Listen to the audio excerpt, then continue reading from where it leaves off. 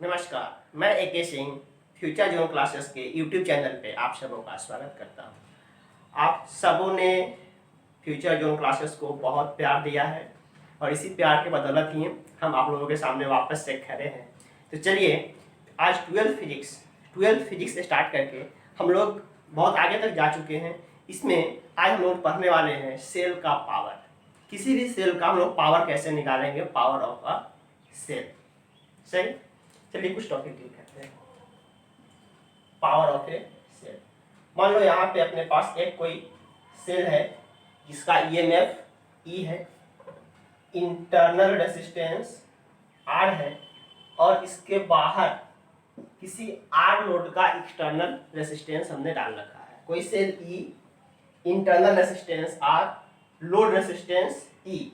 अब इस सर्किट में चूंकि यहाँ पे एक चीज देखो, एक सेल के लिए ई और आर फिक्स है, सेल फिक्स कर रखा हमने। आर जो भी एक्सटर्नली हम जो भी डिवाइस लगाए उन सबों का इक्विवेलेंट टोटल आर मिला करके हम एक सिंगल आर से दिखा रहे हैं, जो बोल रहे हैं आर एक्सटर्नल या फिर are load.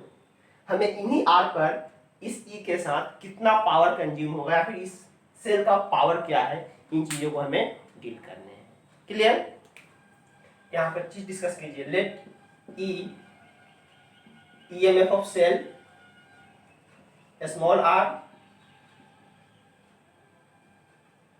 internal resistance capital R, load resistance। Okay, I इस सर्किट में करंट है, current in the circuit. Clear? एक चीज आप देखें, वर्क डन। आपने इलेक्ट्रोस्टैटिक्स में वर्क डन पढ़े हो, charge into potential difference, Q into delta V को आप वर्क डन कहते हो। वर्क डन क्या होता है? Charge into potential. इस दो पॉइंट के बीच आपको पोटेंशियल निकालने हैं। अगर सेल में निकालेंगे तो भी क्या बन जाएगा? EMF E बन जाएंगे। But in the case of cell,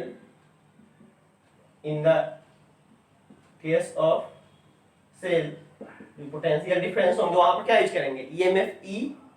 तो अपने पास W का क्या निकल गया? Q into E। यहाँ पर E इलेक्ट्रॉनिक चार्ज नहीं है, E change to EMF, EMF है। कंफ्यूज नहीं करोगे, Q इंटू E। E क्या है? इलेक्ट्रॉनिक चार्ज नहीं है, EMF है यहाँ पे। अच्छा, आपके पास एक और रिलेशन आता है, इधर से देखें। आप जानते हो I इज इक्वल टू क्या होता है? Q by T. I equals Q by T. तो क्या Q की जगह पे IT डाल सकते हैं? IT into E। इस टाइम को आप इधर बुला लो, W by T is equal to I into E। और W बाई टी को क्या बोलते हैं? Work done per unit time, power. Power क्या हो जाएगा? I into E। पावर क्या हो जाएंगे? I into E। P is equal to I into E। Equation number first.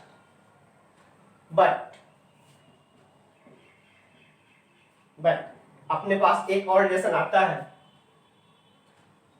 E is equal to IR। E is equal to IR, ये भी हम जानते हैं, V बराबर IR, E is equal to IR। तो क्या इस I की जगह पे, इस I की जगह पे E बाई R डाल सकते हैं? इस I की जगह पे या E की जगह पे भी IR डाल सकते हैं।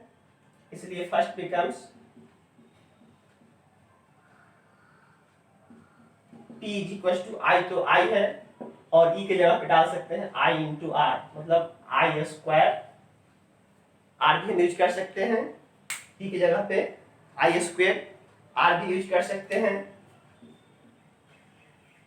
तो आप इस फॉर्म में या इस फॉर्म में रियल याद करो। एक और चीज देखो, ये रियल किसके फॉर्म में है? Sorry, P। यहाँ पावर क्या है? करंट एंड EMF के टर्म में। यहाँ पे करंट और रेजिस्टेंस के टर्म में, एक EMF और रेजिस्टेंस के टर्म में निकालो। सही, this this then this, confuse नहीं करोगे यहाँ पे। फिर आप एक चीज करो, इसके बाद हम यहाँ इसको मिटा देते हैं और यहाँ पहुंच जाते हैं। सही, यहाँ पे आओ, यहाँ पर आकर के अपने पास क्या हो जाएगा, फिर से अगर हमें आई को भगाना हो तो क्या आई की जगह पर ई बाई आर डाल सकते हैं। अगेन सेकेंड बिकम्स, आई की जगह पर डाल दूं मैं E by R into E by R का स्क्वायर था और इंटू में आर, आर के स्क्वायर से एक आर कट जाएंगे, पी क्या बच जाएगा, ई स्क्वायर इंटू आर। मीन्स कुल मिलाकर अपने पास पावर निकालने का 3 फॉर्मूला निकल गया, E square R, sorry E square by R, E square by एक आर से एक आर कट जाएंगे, ई स्क्वायर बाई आर, नहीं तो आई स्क्वायर आर, और नहीं तो आई इंटू ई। इस तीनों फॉर्म से आप किसी भी एक फॉर्म को यूज करके पावर निकाल सकते हो। करंट एंड ईएमएफ के टर्म में, करंट एंड रेजिस्टेंस के टर्म में, ईएमएफ एंड रेजिस्टेंस के टर्म में। तो यहाँ से होता है किसी भी सेल का पावर, पावर वो क्या जनरेट कर रहा है, कितने पावर वो कंज्यूम कर रहा है। क्लियर, पर इसको नोट करेंगे।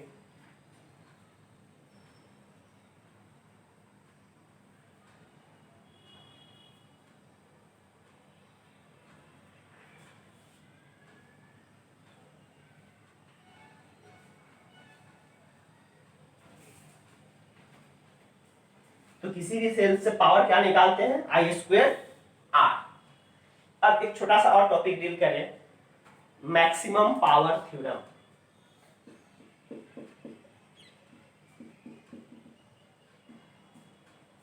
मैक्सिमम पावर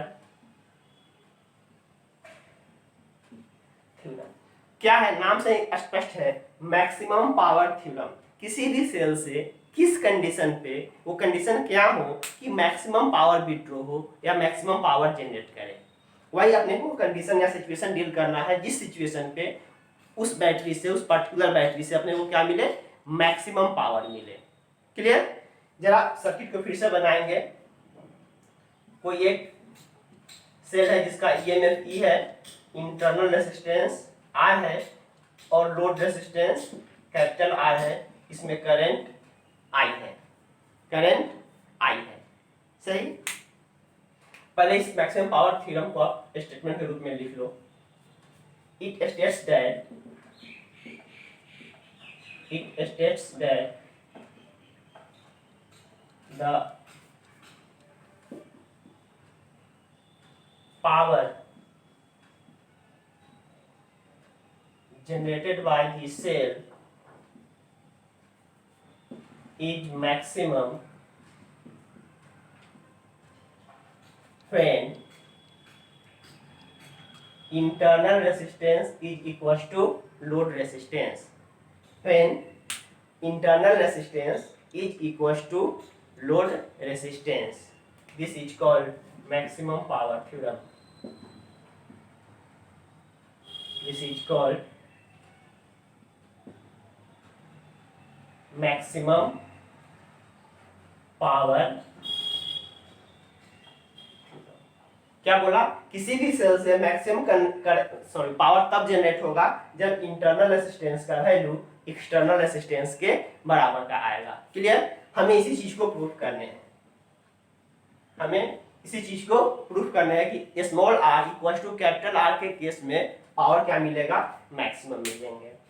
ई किसी बैटरी का ईएमएफ है, आर इंटरनल रेजिस्टेंस है, कैपिटल आर उसका एक्सटर्नल रेजिस्टेंस है। इस केस में आपके पास पावर क्या मिलेगा, अभी आपने देखे हो आई स्क्वायर आर, पावर क्या देखे हो, आई स्क्वायर आर। बट इस पूरे सर्किट में देखो, इस पूरे सर्किट में आपको आई क्या मिलेगा, करंट इक्वल टू क्या होता है, D equal to I R होता है। आई का वैल्यू क्या हो जाएगा, डी बाई आर, डी के रूप में क्या दिखाई दे रहा है, ई। अब आई, इस सर्किट में टोटल रेजिस्टेंस कितना लगा हुआ है, इस पूरे सर्किट में एक कैपिटल आर यहाँ है, इसके साथ सीरीज में एक और स्मॉल आर यहाँ है, तो नेट रेजिस्टेंस कितना है, capital R plus small R. Current का value I equal to E by R plus R. Already ये चीज आप कहीं ना कहीं पीछे पढ़े हो, हम ही पढ़ाए हैं, ये एक्सप्रेशन निकाल के दिए थे। फिर से आप देख लो, ई का वैल्यू, आई का वैल्यू क्या हो जाएगा, E by R plus R. इसलिए फर्स्ट क्या बन जाएंगे, आई की जगह वैल्यू डाल दो, E by R plus R का whole square into capital R. अपने पास पी निकला हुआ है, कितना पी का वैल्यू, इसको ऐसे लिख सकते हैं, E square divided by R plus R का whole square into capital R. इस वाले पावर को आप ऊपर लेके चले जाओ, P equal to E square into R plus R का पावर -2 इंटू आर। क्लियर। यहां पर देखिए इस पूरे सिस्टम में वेरिएबल क्या है, पी तो एक वेरिएबल है, और इधर आरएचएस साइड में कौन वेरिएबल है, ई स्मॉल आर और कैपिटल आर। तीन चीज दिख रहा है इसमें, ई बैटरी का ईएमएफ फिक्स है, स्मॉल आर बैटरी का इंटरनल रेजिस्टेंस फिक्स है, अपने बस में क्या है, कैपिटल आर जिसको बोल रहे हैं लोड रेजिस्टेंस, बाहर में एक्सटर्नल रेजिस्टेंस, वो हम कितना लगा सकते हैं अपने ऊपर डिपेंड करता है। तो यहाँ से आप इस चीजों को अगर देखो तो ये पूरा पी किसका फंक्शन है, कैपिटल आर का। तो फॉर मैक्सिमम, जानते हो आप किसी भी चीज का मैक्सिमम या मिनिमम वैल्यू निकालने के लिए उसके फर्स्ट डेरिवेटिव का वैल्यू क्या होना पड़ता है, 0। तो for P max dt by D R क्या होना पड़ेगा, 0। dp बाई डी आर क्या होने पड़ेंगे, 0। चलो इस फंक्शन को आप डिफरेंशिएट करो, means differentiation of E square into R plus R का power -2 into R D R का वैल्यू क्या होना पड़ेगा, 0 होने पड़ेंगे। क्लियर। यहां देखो इसमें ई कांस्टेंट टर्म है, डिफरेंशिएशन से बाहर आ जाएगा, ई स्क्वायर को बाहर करो, यहाँ u इंटू भी फॉर्म में करोगे डिफरेंशिएशन, u इंटू भी फॉर्म में, एक नंबर ये पूरा u है, दूसरा नंबर भी है, तो u इंटू भी फॉर्म में क्या होता है, एक को बाहर करके दूसरे को डिफरेंशिएट करते हो, प्लस दूसरे को बाहर करके पहले को डिफरेंशिएट करते हो। एक काम करो, आप r को बाहर करो तो differentiation of r plus r का पावर -2, और अगली बार में r प्लस r के पावर -2 को बाहर रख लो इंटू में, तो differentiation of r with respect to r is equal to 0। ये टर्म होगा इतना सा, u इंटू भी, एक को बाहर निकाले दूसरे को डिफरेंशिएट कर ले, दूसरे को बाहर निकाले पहले को डिफरेंशिएट। चलिए ई स्क्वायर, चलो ई स्क्वायर तो यहाँ पे कांस्टेंट है, इधर इक्वल टू 0 है, डिवाइड कर दो 0 हो जाएगा, ई स्क्वायर भगा दो, यहाँ आप डिफरेंशिएट परफॉर्म करो, r को बाहर रखे हो, x to the power n का क्या होता है differentiation, x to the power n -1 n into x to the power n -1, तो n पीछे करो, -2 इंटू r प्लस r का पावर एक और हटा दो, कितना हो जाएगा, -3। क्लियर। और r का डिफरेंशिएशन 1 हो जाएंगे, प्लस r प्लस r का पावर -2 आप बाहर रख सकते हो, r का डिफरेंशिएशन r के रिस्पेक्ट में 1 हो जाएगा, is equal to 0। r plus r to the power -2 आप बाहर निकाल लो, r plus r to the power -2 बाहर निकाल लो, तो यहाँ क्या बचेगा, -2r और एक माइनस पावर बच गया है, -2r by r plus r यहाँ से बच जाएंगे, -2r, अब बाई में r प्लस r की पावर 2 निकाल लो, एक पावर अभी नीचे है, और इसका आप 2 पावर निकाल लिए हो, तो +1 इज इक्वल टू 0। ये पूरा टर्म इधर आके 0 कर देगा, अपने पास क्या बचा, -2r plus r by r plus r equals to 0। फिर क्या हो गया, -2r plus r plus r is equal to 0, means r is equal to r। R is equal to R। Proof हो गया, जब इंटरनल रेसिस्टेंस एक्सटर्नल रेसिस्टेंस के बराबर होगा देन पावर क्या मिलेंगे, मैक्सिमम। एक बार फिर से समझे, ये सर्किट दिखा, लोड रेसिस्टेंस R है, करंट I है, EMF E है, रेसिस्टेंस इंटरनली स्मॉल r है। पी आई स्क्वायर R जानते हैं, I का value E by R plus R जानते हो, वैल्यू रिटर्न करो। आपने इसको यहाँ तक तोड़ लिया। अब P एक कैपिटल R वेरिएबल का फंक्शन बन गया हुआ है। किसी भी फंक्शन को मैक्सिमाइज या मिनिमाइज होने के लिए उसके फर्स्ट डेरिवेटिव का वैल्यू क्या होना पड़ता है, 0। चलो P मैक्स के लिए dp बाई dt कितना, dp बाई dr क्या होना पड़ेगा, 0। अब इस टर्म को हम 0 किए, कुछ नहीं, इस फंक्शन को हमने डिफरेंशिएट करा। डिफरेंशिएट करें, अगर समझ आया तो बढ़िया, अदरवाइज आप मैथ में समझोगे। कुछ नहीं है, यहाँ ई स्क्वायर कॉन्स्टेंट टर्म है, बाहर किए, दिस इंटू दिस, दो अलग अलग वेरिएबल है, इंटू के फॉर्म में है, इंटू भी में डिफरेंशिएशन लगा, एक को बाहर निकाले दूसरे को डिफरेंशिएट किए, प्लस दूसरे को बाहर निकाले पहले को डिफरेंशिएट किए, और इस प्रोसीजर को सॉल्व करते हुए हम निकाल दिए कि कैपिटल आर का वैल्यू स्मॉल आर के बराबर हो जाए तो पावर क्या मिलेगा, मैक्सिमम मिलेंगे। पहले नोट करें इसको।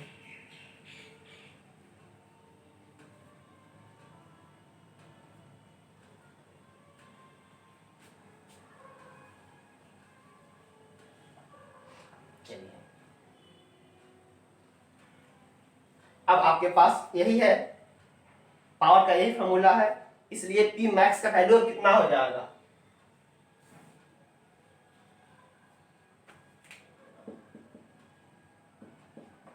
P मैक्स के लिए आपको क्या यूज करने हैं, स्मॉल r और कैपिटल R की जगह पर आप कोई भी एक वैल्यू यूज कर सकते हो।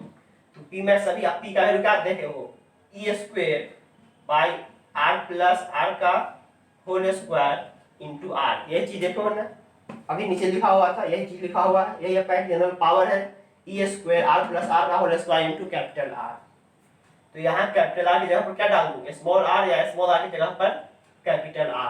P मैक्स का वैल्यू क्या यूज होगा, जब कैपिटल R और स्मॉल r बराबर हो जाएंगे, कैपिटल R और स्मॉल r बराबर हो जाएंगे। जरा इसको सॉल्व करते हैं, E square R plus R, 2r का स्क्वायर 4 इंटू R स्क्वायर, और यहाँ पर भी कैपिटल R को आप स्मॉल r कर दो, क्योंकि स्मॉल और कैपिटल बराबर है, इंटू एक R से एक R चले गए, E square by 4R small में लिखो, या फिर E square by 4R capital में लिखो। ये अपने पास मैक्सिमम पावर आते हैं E स्क्वायर बाई 4R, नहीं तो E square by capital 4R। और ये किस कंडीशन पे आते हैं, जब internal resistance capital external resistance के बराबर हो जाए। मे बी पॉसिबल कि कभी ऑब्जेक्टिव में क्वेश्चन डाल दे कि what is the condition for which the power generated from a cell is maximum. तो मैक्सिमम पावर लेने के लिए आपको लोड रेसिस्टेंस, या यू बोलो एक्सटर्नल रेसिस्टेंस का वैल्यू इंटरनल रेसिस्टेंस के बराबर होना पड़ेगा। और P मैक्स का वैल्यू कितना होगा, E square by 4R।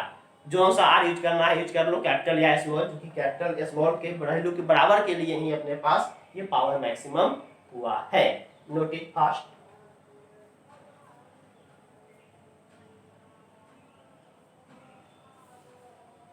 Cell के लिए मैक्सिमम पावर थ्योरम एक जरूरी +2 के पॉइंट ऑफ व्यू से इंपोर्टेंट टॉपिक था।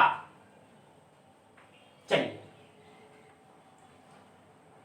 एक चीज नोट में लिखो तो आप ऐसे ही,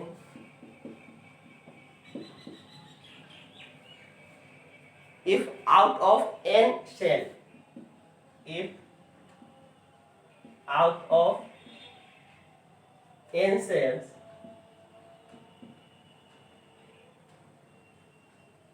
n cells are wrongly connected,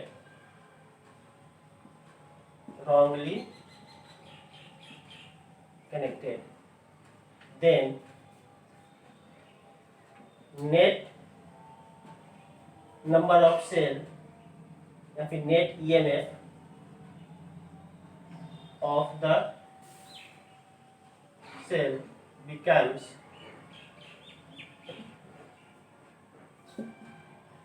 n-2m into एक सेल का जो EMF होता है वो तो रहेंगे ही। क्या कहे, आउट ऑफ n सेल, अपने पास टोटल मान लो n सेल है, उस n सेल में m सेल जो है वो रॉन्गली कनेक्टेड है। मतलब उसको उल्टा जोड़े हुए हैं, गलत करके जोड़े हुए हैं। देन कितने सेल अपने पास अब इक्विवेलेंट सेल बचेंगे, देन ईएमएफ यूज करेंगे तो यहाँ पर ई से गुना करेंगे, अगर ईएमएफ नहीं यूज करेंगे तो कुछ और चीज लिखेंगे। देन टोटल नंबर ऑफ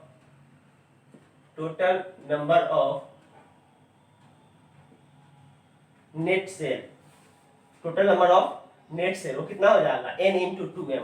ये n इंटू m होना चाहिए, n इंटू 2m क्यों लिख रहे हैं? जैसे मान लो अपने पास जितने भी सेल हो,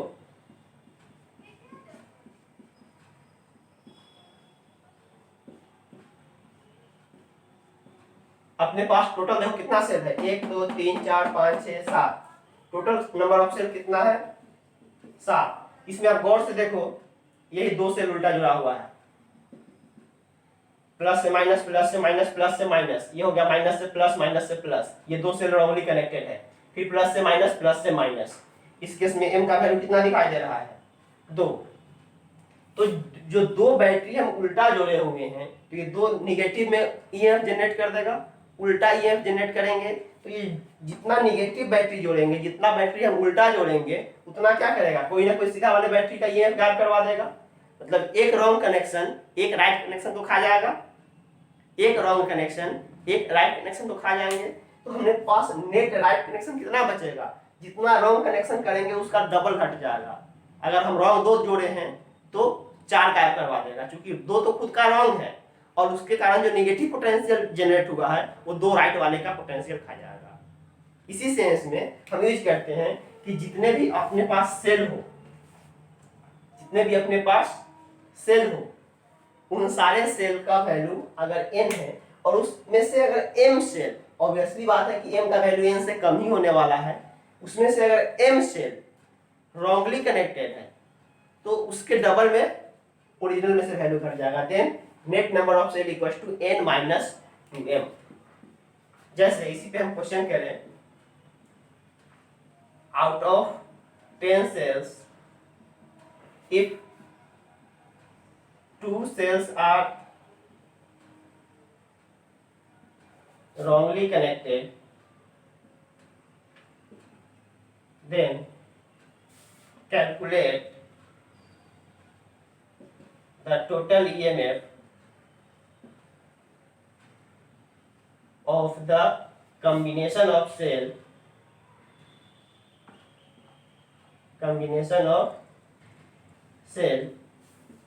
if EMF of each cell is 10 volt. अगर हर एक सेल का अपना पार्टिकुलर ईएमएफ 10 वोल्ट का है तो अब नेट ईएमएफ कितना बचेगा। Out of 10 cells if two cells are wrongly connected, then calculate the total EMF of the combination of cell if EMF of each cell is 10 volt. तो यार total number of cell कितना होगा, n का value कितना दे रखा है 10, wrongly connected cell कितना है 2, इसलिए नेट नंबर ऑफ सेल कितना बचेगा, net number of cell 10 minus 2 into 2 मतलब 6, इसलिए टोटल ईएमएफ क्या हो जाएगा, एक का ईएमएफ कितने का 10 वोल्ट, कितने अपने पास नेट बैटरी बच रखे हैं 6, 60 वोल्ट। सही। तो जितने भी सेल्स हो उसमें से रॉन्ग सेल जितना कनेक्ट हो, रॉन्ग सेल का डबल ओरिजिनल सेल से घट जाता है। कॉज क्या है कि जितना रॉन्ग कनेक्शन होगा वो तो रॉन्ग है, उसका पोटेंशियल तो नेगेटिव होगा ही, वो उतने सही सेल को भी मार देगा, इसी कारण डबल में वैल्यू घटता है। क्लियर है क्या, नोट कर ले इसको।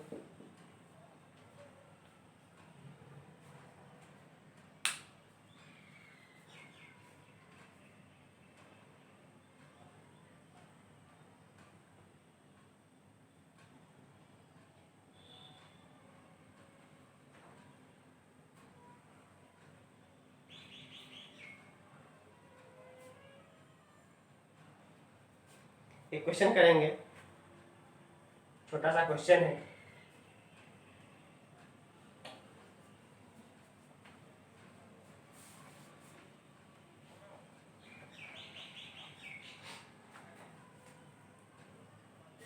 4 cells each of resistance 1 ohm। Cell का रेसिस्टेंस मतलब internal resistance.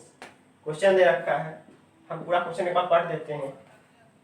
4 cells each of resistance 1 ohm and each having EMF 1.5 volt are connected in series to a resistance of 2 ohm। Calculate the current in the circuit। अपने पास number of cell कितना है? 4। Each का resistance है 1 ओम और each का EMF है 1.5 volt और load resistance दे रखा है। लोड रेसिस्टेंस मतलब कैपिटल आर का वैल्यू दे रखा है 2 ओम। अपने पास 4 सेल है, हर एक का इंटरनल रेसिस्टेंस 1 ओम है, हर एक का ईएमएफ 1.5 वोल्ट है और इसको हम कनेक्ट किए हैं सीरीज में। कनेक्टेड इन सीरीज में कनेक्ट किए हैं। तो जब आप बैटरी बनाओ 1 2 3 4 बैटरी को लेकर के बाहरी किसी एक आर वैल्यू के रेसिस्टेंस से जोड़ दिए हो। इस आर का वैल्यू आपको दिखाई दे रहा है 2 ओम। हर एक का ईएमएफ ई है और हर एक का अपना इंटरनल रेसिस्टेंस आर है। सही। तो यहाँ पर एक चीज देखो, तो इस पूरे के बदले में सीरीज कॉम्बिनेशन है। अगर एक बैटरी बनाते हो तो सीरीज में वैल्यू कितना हो जाता है? N E. इस पूरे के जगह पर अगर आप एक सिंगल बैटरी बनाते हो कितना ईएमएफ का हो जाएगा? 4E का और इंटरनल रेसिस्टेंस भी सीरीज में जो रखे हो are are are are 4R का हो जाएगा। आप पढ़े हो कि जब सीरीज कॉम्बिनेशन करते हो तो रेसिस्टेंस हो जाता है एनई और पोटेंशियल हो जाते हैं, सॉरी रेसिस्टेंस हो जाते हैं एनआर और पोटेंशियल हो जाते हैं एनई। कैपिटल रेसिस्टेंस आर जो कि 2 ओम के साथ कनेक्टेड है, 2 ओम के साथ कनेक्टेड है। तो यहाँ से अगर आप करंट निकालते हो क्या लिखोगे? E by R plus internal resistance का वैल्यू कितना है? 4R और टोटल ईएमएफ कितना है? 4E by 4R। 4 into 1.5 divided by R का वैल्यू कितना है? 2 ohm plus 4 into internal resistance 1 ohm. 4 है 6/6 1 एम्पियर। करंट कितना का बन जाएगा? 1 एम्पियर। इस सर्किट से 1 एम्पियर के करंट दौड़ेंगे। 1 एम्पियर करंट इस सर्किट से ऐसे दौड़ेगा। तो यही आपका next exercise grouping of cell and maximum power theorem already पढ़ रखे हो। सेल का series combination, parallel combination, mix combination, maximum power theorem पढ़ ही लिए, पावर ऑफ द सेल पढ़ ही लिए, इफिशियंसी ऑफ द सेल हमने पिछले क्लास में पढ़ाया है। तो ये पूरा एक्सरसाइज जो आपका है एक्सरसाइज नंबर 5, एक्सरसाइज नंबर 5 ये बन जाने चाहिए। बनाइए, जो भी क्वेश्चन डाउट होता है प्लीज सेंड मी। ओके, तब तक के लिए बाय। हंसते रहिए, मुस्कुराते रहिए और पढ़ाई करते रहिए।